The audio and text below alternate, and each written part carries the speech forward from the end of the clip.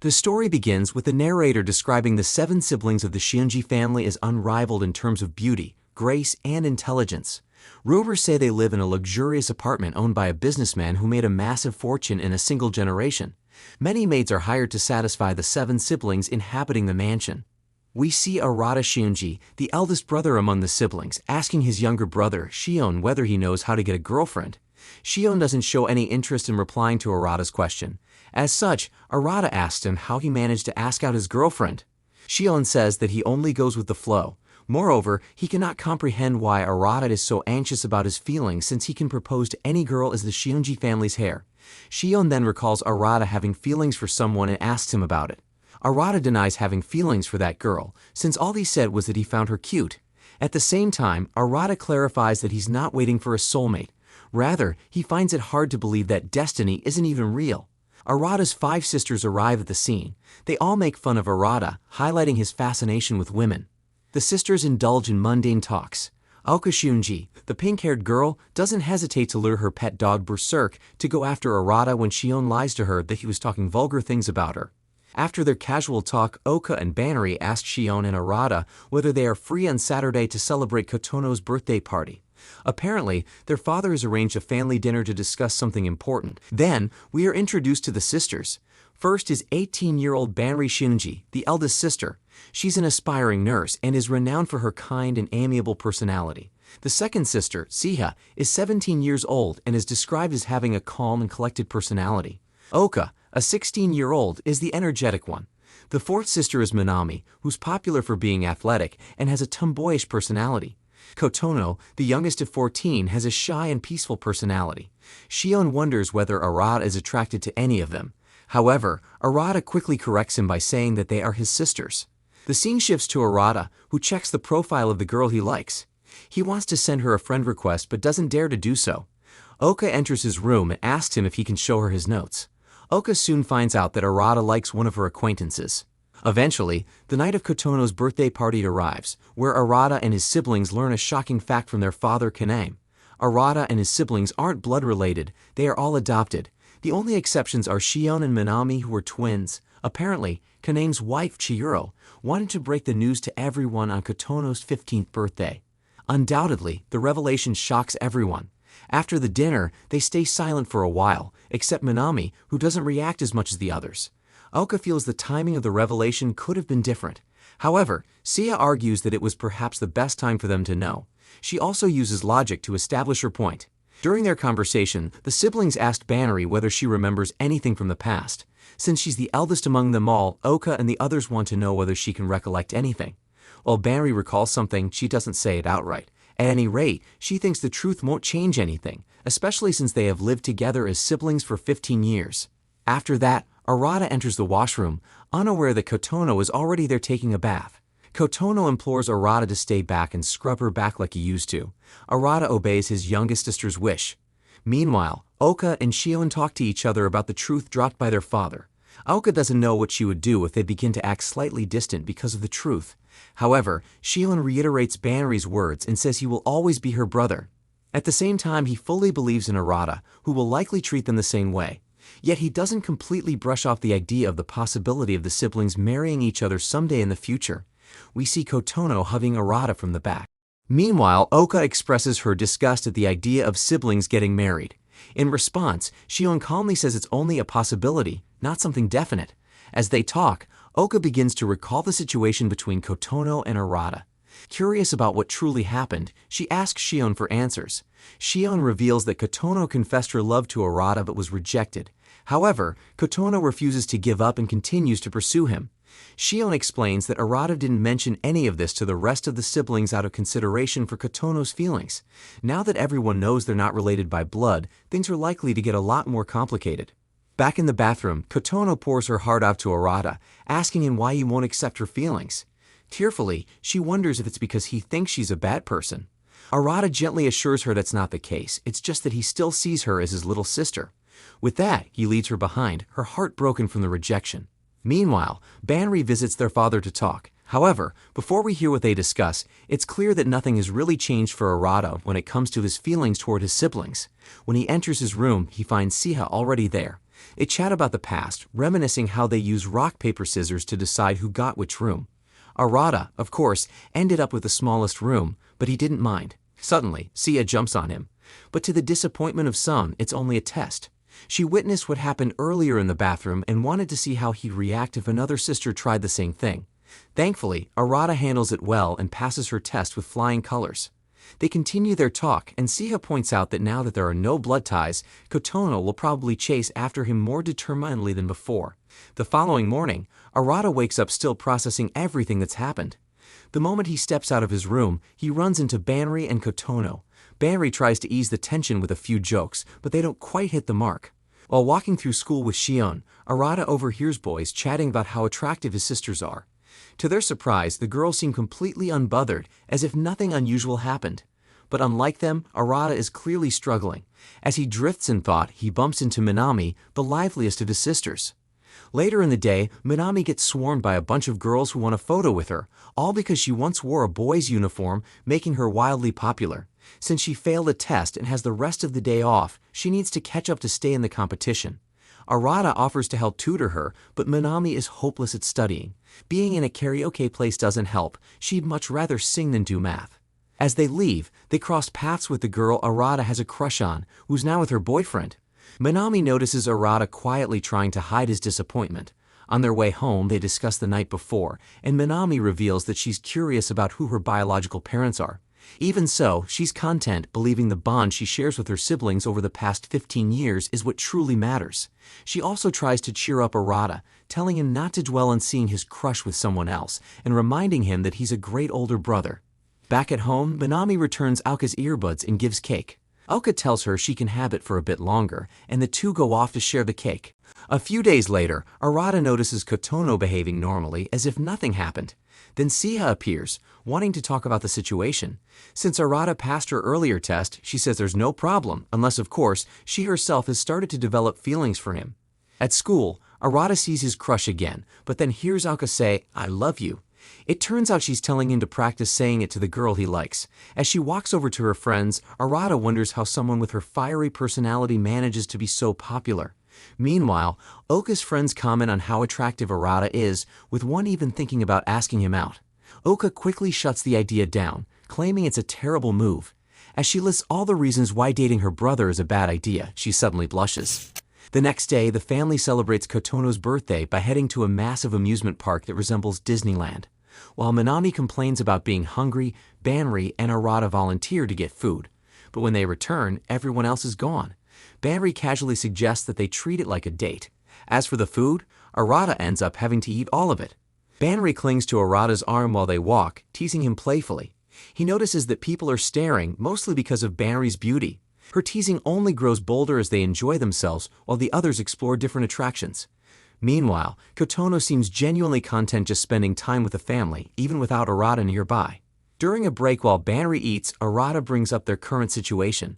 When he says he hopes their sibling relationship doesn't change, Banri affectionately pats his head, just like she used to do. As the oldest sibling, she silently promises to always protect and support them. Just then, a girl carrying a tray of drinks trips, and Arata instinctively steps in front of Banri to shield her. When she asks why, he says it's because he's her little brother and it's his job to protect her too. The rest of the group rejoins them, and as they head to another ride, Banri asks to hold Arata's hand. Though confused, Arata lets her. She says it's normal, it's just what big sisters do. As evening arrives, Arata, Shion, and Kotono head to the restroom, giving Siha a chance to tell the others about what happened between Kotono and Arata. The group is shocked, especially when they hear about Siha's test. Unsure of how to deal with the situation, they agree to keep Kotono in the dark about what they now know. Aoka remembers a past event where Arata took the blame for something, but later she learned it was Kotono who caused the problem. Banri adds that Kotono might simply be confused and shares that she had spoken with their father earlier about their origins. It turns out that Kotono is an orphan, and no one knows who her birth parents are. Before she can explain further, Banri concludes that the best approach is to wait and hope Kotono doesn't let her feelings take over. After everyone enjoys the rides they wanted to try, things seem back to normal, or at least that's what Arata hopes. While the others are shopping at the park, he finds himself alone with Oka. She tells him she's been meaning to talk to him ever since 3 days ago, back when they still thought they were twins. They used to believe they had a unique connection, almost like telepathy from sharing the same womb. but now they know that bond wasn't because they were twins. Suddenly, Oka looks straight at Arata and confesses that she loves him. Even though Oka says she loves him, Arata assumes she means it in a sibling-like parental way, like she loves him as her brother, but clearly that's not what she means. Oka feels bad for confessing her feelings. While Arata is working out, Minami shows up and comments on how admirable it is that he never skips a day and always works hard to keep his body in shape. After a short exchange between them, it becomes clear why Minami is acting a bit strange. On the day of the theme park trip, she goes looking for them and ends up overhearing Oka saying that she loves Arata. Since then, she has wanted to bring it up but just can't find the courage. She manages to ask if something is going on between him and Oka, but Arata misunderstands, thinking she's referring to their usual sibling squabbles, and says everything's fine. In the end, Minami doesn't say what she wants to and walks away feeling frustrated. Later, when Arata is on his way to take a bath, he runs into Siha, classic romantic comedy timing. A bit after that, Banri shows up in Arata's room, but contrary to what one might expect, nothing happens between them. She just invites him out on a casual date. Knowing that he wants to change his cell phone, she takes him to the mall. As usual, she keeps teasing him with playful, suggestive jokes. Arata chooses a phone quickly, since he doesn't care about how it looks, he only focuses on the features. Seeing this, Banri comments that picking a phone is a lot like choosing a partner. In other words, if he values functionality over appearance, then maybe he doesn't prioritize looks in a person either, he looks for what's inside. When the saleswoman returns, she mentions a special promotion for couples, assuming they're dating. Banri seizes the opportunity to tease him again. Afterward, the two enjoy some ice cream while reminiscing about their childhood and all the times they used to fight as siblings. Getting to the heart of the matter, Banri wants to know how Arata is doing after the recent revelations. When he says he's slowly getting used to everything, Banri makes it clear that she'll always be there to support him if he needs it. She then takes a photo of Arata and shares it in the siblings group chat, which makes Kotono a little jealous. Just as they're about to continue their day out, Banri gets a message that changes her mood completely. Her expression turns serious. She tells Arata their date has to end there. As she's leaving the mall, she talks to Minami on the phone and mentions that it seems like nothing happened between Arata and Oka. Still, Minami can't stop thinking about it. When Minami picks up her phone to send a message saying that Oka would never confess something like that, she accidentally sends it to the group chat instead of to Banri. Even though she deletes the message quickly, Kotono sees it. During a family dinner, Arata notices Siha has been acting unusually quiet. Concerned, he tells her she can talk to him if something's on her mind. To his surprise, she agrees and brings a Twister game to his room. Siha explains that ever since their last moment together, she's been feeling a strange excitement. She worries that these ambiguous emotions might become a problem if left unaddressed and wants to explore them. She suspects she might have developed romantic feelings toward Arata. As she explains, she spins the wheel and starts the game by placing her right hand on red. Using her earlier help with his homework as leverage, she convinces Arata to play. As the game progresses and their bodies get closer, Arata feels both nervous and confused. Soon, Siha positions herself in front of him, completely blocking his exit. He surrenders, but Siha isn't satisfied. She questions his surrender, suggesting he might be hiding feelings for her as well. The next move tells Arata to place his right foot on blue, but all the blue circles are behind Siha. As he stretches, his foot brushes her bottom. Whether it was on purpose or not is unclear. As their bodies hover inches apart, Siha continues her analysis. She explains that happiness involves dopamine, serotonin, and oxytocin, chemicals that surge in romantic connections. Blushing, she admits she wants to understand how those feelings begin. Spinning again, she muses that even with someone she sees every day, like a brother, trust could become something more. Arata grows increasingly uncomfortable. This doesn't feel like normal sibling talk. Before he can respond, Siha slips and falls right onto his chest. Arata tries to dismiss the moment as harmless, and Siha eventually ends the game. She concludes she may have overthought everything and decides to focus on her studies again. Arata sighs, realizing once more that Siha is just eccentric, and trying to argue with her would only drive him mad. Later that evening, Oka invites Arata to play video games. Distracted from earlier, he lets her win a few rounds, but when he notices she's just enjoying the fun, dancing around and accidentally brushing his thigh, he stops holding back and beats her. She doesn't take it well, tackling him off-screen and wrapping herself around him playfully. Startled, Arata flips her over, and suddenly they're face to face with fingers entwined. Silence hangs in the air. Trying to convince himself it's just normal sibling play, Arata is caught off guard when Oka says, "So, you become a man." She pushes him off and leaves, cheeks flushed. Arata sits in confusion. unaware that Kotono had been eavesdropping the entire time. That day, Arata's father suddenly pulls him aside to ask if he's seeing someone. Meanwhile, the five sisters are talking about love. Aoka describes her dream guy as tall, handsome, educated, and well-paid. Siha, of course, has a life plan mapped out. When Minami asks Kotono, she stops herself, thinking Kotono is too young. But Kotono suddenly yells, "I love Arata as a man." The sisters freeze in shock. Banri tries to downplay it, saying they all know Kotono adores Arata. But Kotono clarifies she's in love with him romantically. Since they're not blood-related, she sees no problem with them dating. She declares her sisters her rivals. Kotono had been overjoyed when she learned the truth and decided then that she would marry Arata. Meanwhile, Arata deflects his father's question by asking why he married their mom. Without hesitation, the father says, because she was hot, and reminds Arata of the promise to reveal the secret of the mysterious 8th room once they're all grown up. Some siblings think it's a portal to another world. Arata, however, trusts their father and isn't too curious. As the oldest, Arata takes pride in protecting the family. He encourages his dad to focus on work while he handles things at home. Early the next morning, he goes jogging, but the sisters remain uneasy after Kotono's bold confession. Minami tries to shake it off and focus on her upcoming tennis match. On her way to practice, she runs into Arata. He offers a listening ear, but she stays silent.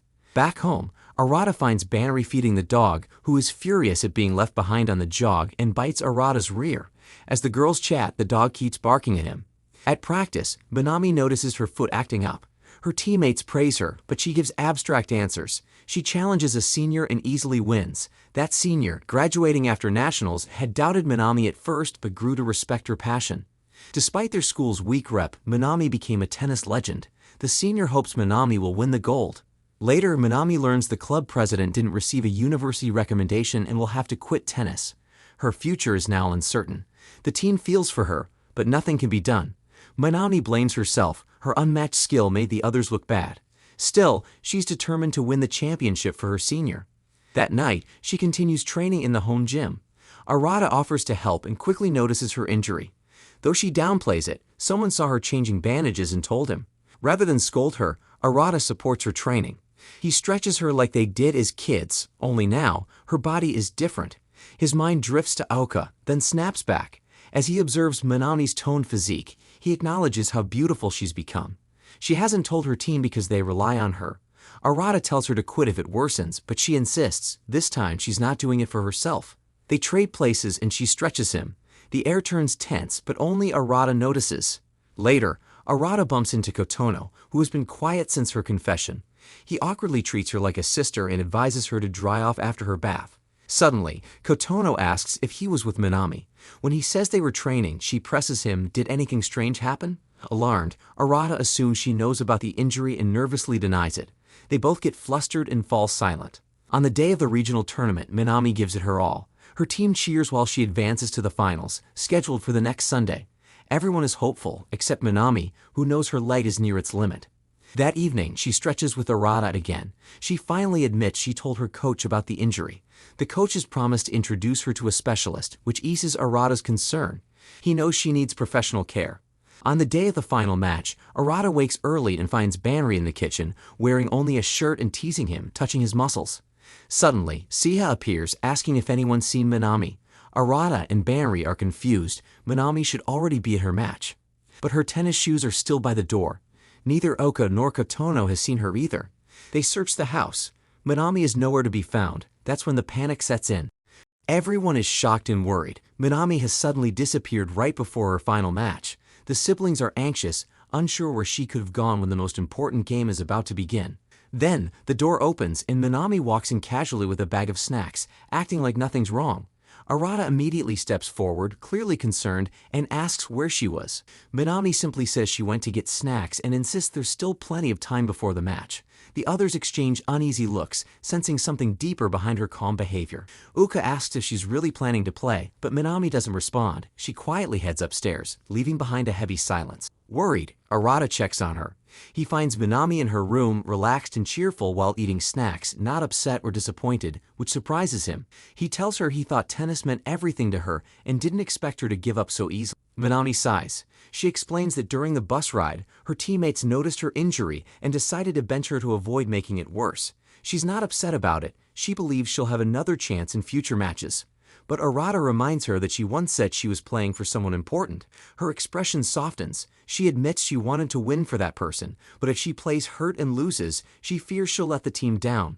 So she thinks it's better to step back now than become a burden. Still, Arata feels something's off. Later, Shien pulls Arata aside and tells him he heard Minami crying earlier. He believes she's hiding her pain behind a smile so no one else worries. Hearing this, something clicks for Arata.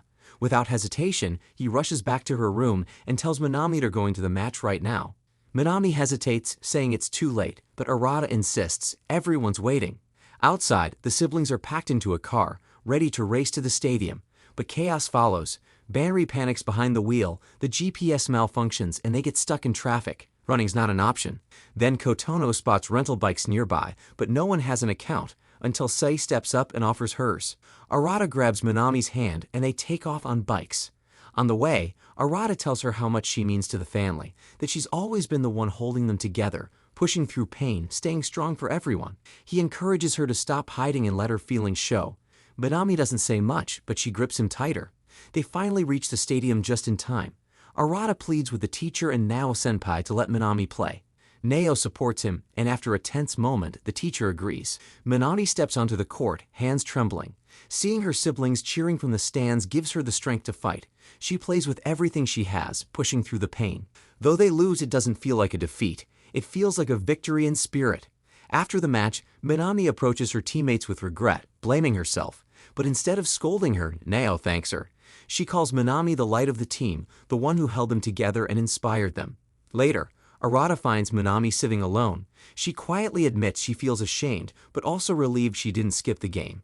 Arata hugs her and thanks her for always being strong, for carrying so much, and especially for him. Finally, Minami breaks down, crying harder than ever. She confesses her fears and her dream, to become so strong that no injury or setback can stop her, to become the best tennis player in the world.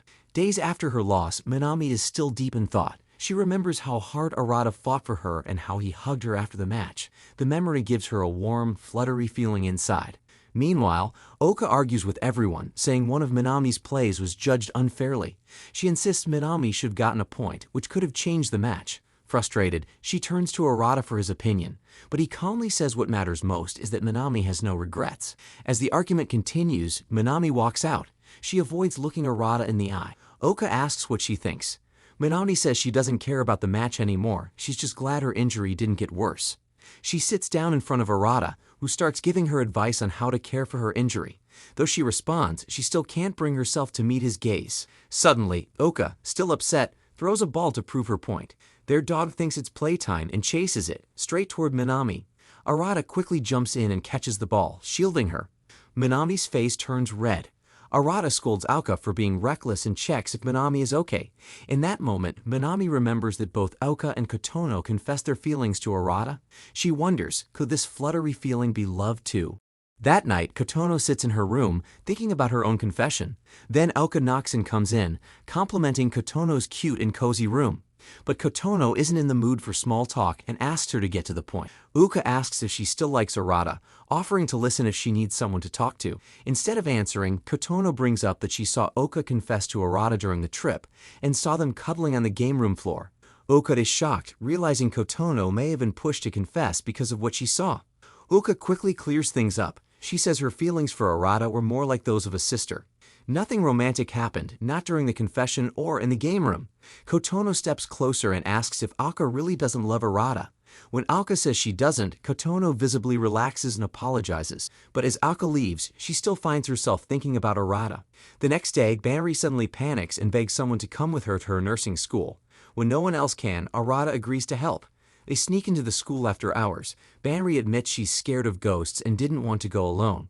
As they walk through the dark building, Arata jokes that it looks haunted, making Banri cling to him tighter. When he asks why she chose nursing, she avoids answering. A sudden noise spooks her, and she grabs his arm in fear. Arata blushes, realizing how close she is. Trying to calm her down, he pulls her behind a corner and covers her mouth. A security guard walks by, and Banri whispers his name. He realizes his hands are not in the right place. He quickly backs away, embarrassed. The moment reminds him of when they were kids, but now Banri's grown, and he notices. They reach the club room, where Banri retrieves some handmade dolls she forgot. Arata asked about them, and Banri explains that after visiting a hospital, she saw lonely children and decided to join the volunteer club. She wants every sick child to leave the hospital with a doll and a smile. She also tells Arata the real reason she chose nurse. When their mom was hospitalized, she used to cry when leaving. One day, a kind nurse comforted her, and from then on, she wanted to be someone like that. As they head home, Banri confesses she's still too shy to tell the family why she chose nursing. She teases Arata, saying he probably enjoyed her clinging to him earlier. Instead of responding, Arata walks off and she chases after him. The next day, Banri finishes the dolls and delivers them to the children. She sends Arata a photo and thanks him for helping her. A few days later, Oka receives her mock exam results. When her classmates ask how she did, she casually replies she got her usual grade. They assume she aced it again and joke she'll become the next student council president. But in truth, her score wasn't great. The next morning, Uka leaves the house early. When Arata asks where she's going, she says, Yamanashi. He's confused, they have no relatives there, but she brushes it off and heads out. Harada assumes she just needs space after everything that's happened and expects she'll be back by Monday. But when school starts, Oka still hasn't returned. The Cheyenne sisters head to class without her, and everyone immediately feels her absence. Even Arena seems concerned. Oka's classmates notice too. She's never skipped school before. When they ask Arata about her, he reassures them, though deep down he's worried. It's been 3 days. What's going on with her? That evening, Oka still isn't home, and the worry in the family grows. Her reputation is at stake. What if people think she ran away? Siha asks Arata if Oka has contacted him, and when he shows little concern, she gets frustrated. Just then, Banri steps in. She reminds everyone that Oka's phone has a GPS tracker since she once lost it. When they check it, they're shocked. Uka is at Mount Fuji. The sisters panic, fearing the worst, but Cheyenne calms them down. Meanwhile, Oka is on a solo journey to the summit of Mount Fuji. After reaching the top, she decides to stay another night. The innkeeper finds it strange, but Oka says she has something she needs to see. Back home, Arata decides to go after her. Banri worries, but Seha encourages him. Arata boards a train and heads toward the mountain. Once there, he calls Banri, who tells him Oka is even farther up, probably at a lodge. Arata begins climbing with a flashlight in hand, impressed Oka made it alone. Still, he wonders, why Mount Fuji? That night, Minami and Katano can't sleep, worried about their siblings. Katano admits she's more concerned about Arata, and Minami nervously says he'll be okay. After hiking for an hour, Arata finds Oka at the lodge. She's shocked to see him. He calmly says, I came to find you. They're checked into the same room since they're siblings. Arata texts the others, who are relieved, but a quiet awkwardness fills the room. When Oka changes clothes, she asks him not to look. He turns around quickly, but strange thoughts enter his mind. Why is he seeing her differently? As they lie down, Arata says they'll return home in the morning, but Oka refuses. When he asks why she came to Mount Fuji, she avoids answering and instead asks if the others were worried. He says yes. Then she reminds him. This is where their parents first met, when their father carried their sick mother down the mountain. Oka believes in fate, just like their parents did, and wonders if it exists even within their family. Arata is shocked and rejects the idea. She brings up Katano's feelings for him, but he avoids that too. Before he can say more, Oka falls asleep. By morning, Oka is gone. She leaves a note saying she went home, but Arata doesn't buy it. He calls Banri, who checks the GPS again. Oka is still on the summit. Arata rushes after her. Meanwhile, Oka gets lost in the fog and injures her leg badly. She screams for help, but no one hears. Back at the lodge, the innkeeper tells Arata she never returned, and Banri says her signal is gone. Alone and in pain, Oka remembers a moment with her father when he gave her her mother's earrings and told her the story of carrying her mom down Mount Fuji, how love began there, and one day she'd find her prince too. In the present, as she drops the earring and reaches for it, a light shines through the fog. She looks up. It's Arata. Just like her father once said, fate has brought her prince to her. Uka once shares a warm and precious bond with her father. As a child, she rushes home excited to tell him about her day, only to hear that he's still busy with work. But he always keeps his promise. Once he's free, he gives her his full attention. That comforting memory has now become painful. Now a teenager, Oka struggles with the painful truth. She's not related to her family by blood. Unable to handle the emotions building inside her, she quietly slips away to Mount Fuji. She brings along a pair of earrings that once belonged to her late mother, hoping that a rumor she found online is true, that offering a loved one's item at the mountain might let her see. But things go wrong. While hiking, Oka injures her leg and gets stranded in worsening weather. Just when things seem hopeless, Arata, her twin brother, finds her high up the trail. She tries to get up, but collapses from the pain. Without a word, Arata lifts her onto his back. She hesitates at first, but lets him carry her through the fog and rain, each step heavier than the last. Back home, their siblings worry. Arata hasn't replied to any messages, and the storm is getting worse. Their father prepares to fly home from overseas, sensing something's wrong.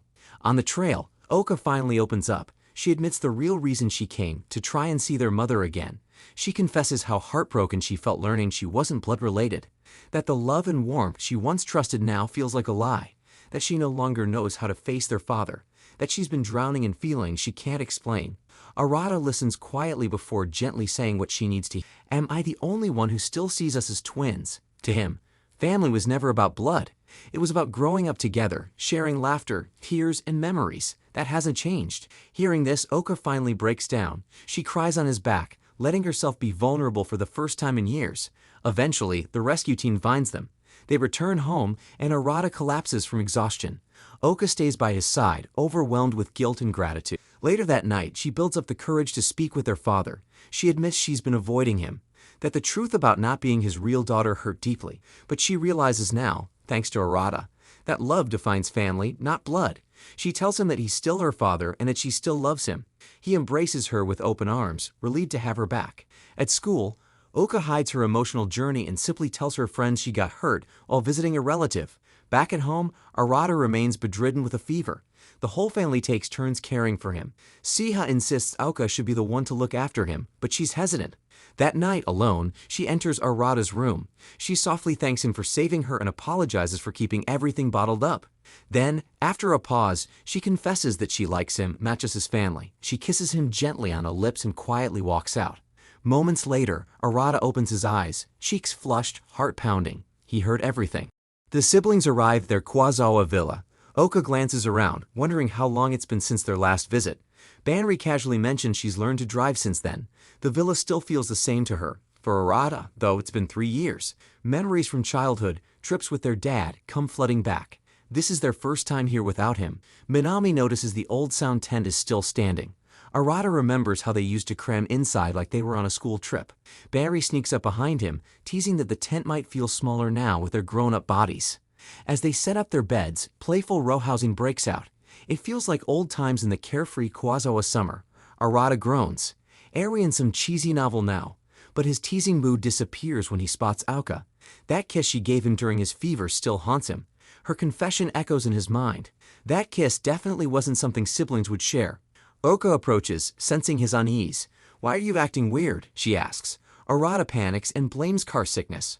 Oka frowns. You never get car sick. He dodges further questions and walks off. Meanwhile, Shion wanders the area and finds a house for sale. Later, Arata tries to clear his head in the shower, but Oka's words won't stop replaying.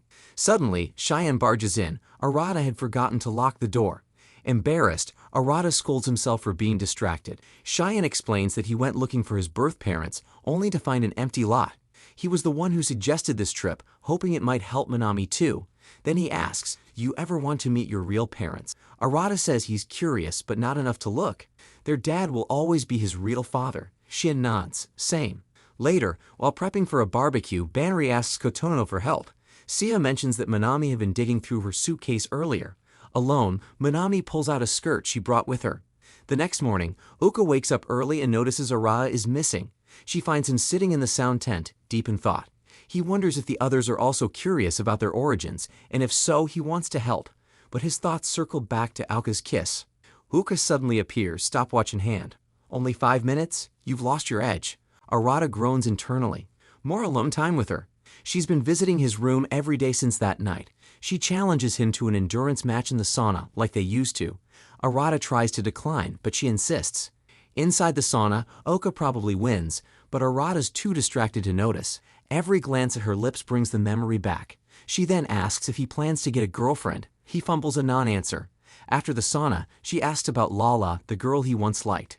Arata says he's moved on. Oka seems relieved, and Arata wonders why. In the shower, Oka scolds herself. She feels like a love-struck fool, but maybe she's liked him longer than she thought. Meanwhile, Minami finds Arata and asks him to come with her. She takes him to Kwazawa's famous flower garden. She's wearing the skirt, clearly an effort. Surrounded by couples, she shyly asks what kind of woman he wants as a wife. "Someone I feel comfortable with," Arata says.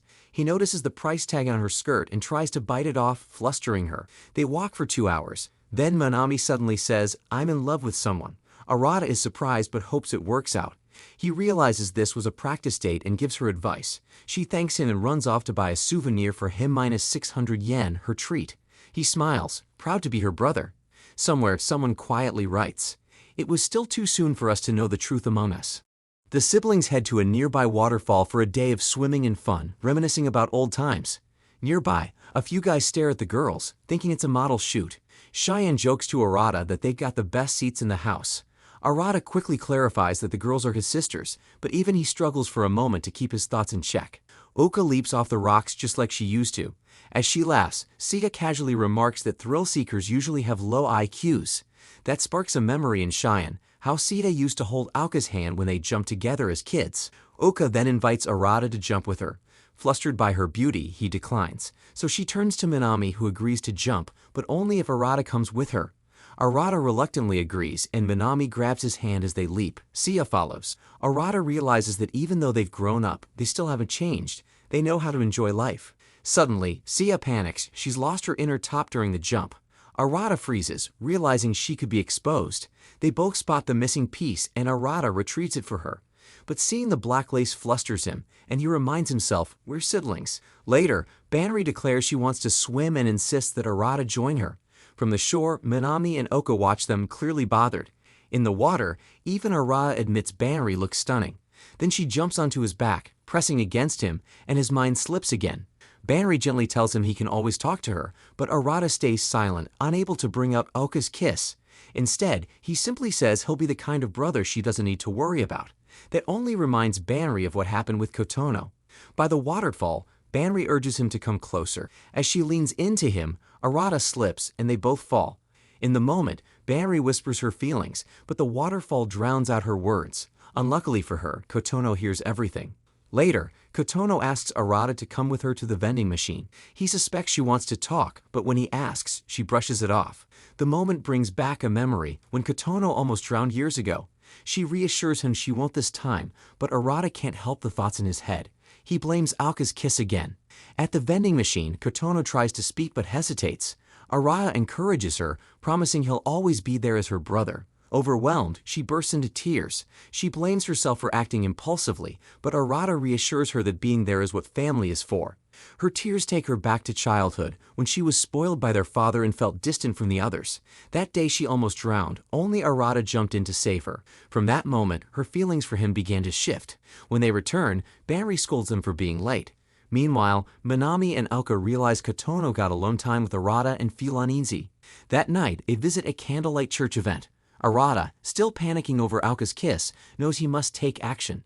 Doing nothing will only make things worse. Then he overhears Kotono talking to Minami and Oka.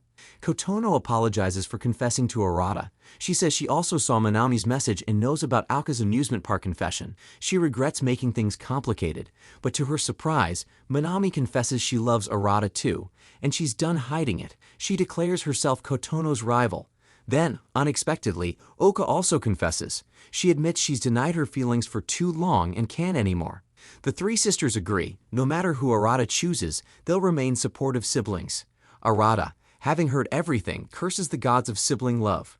But what they don't know is that there are still two real siblings whose truth remains hidden. And that's how the season ends. Let me know what you think about this anime, and as always leave a like, subscribe to the channel, and we'll see you all in the next video.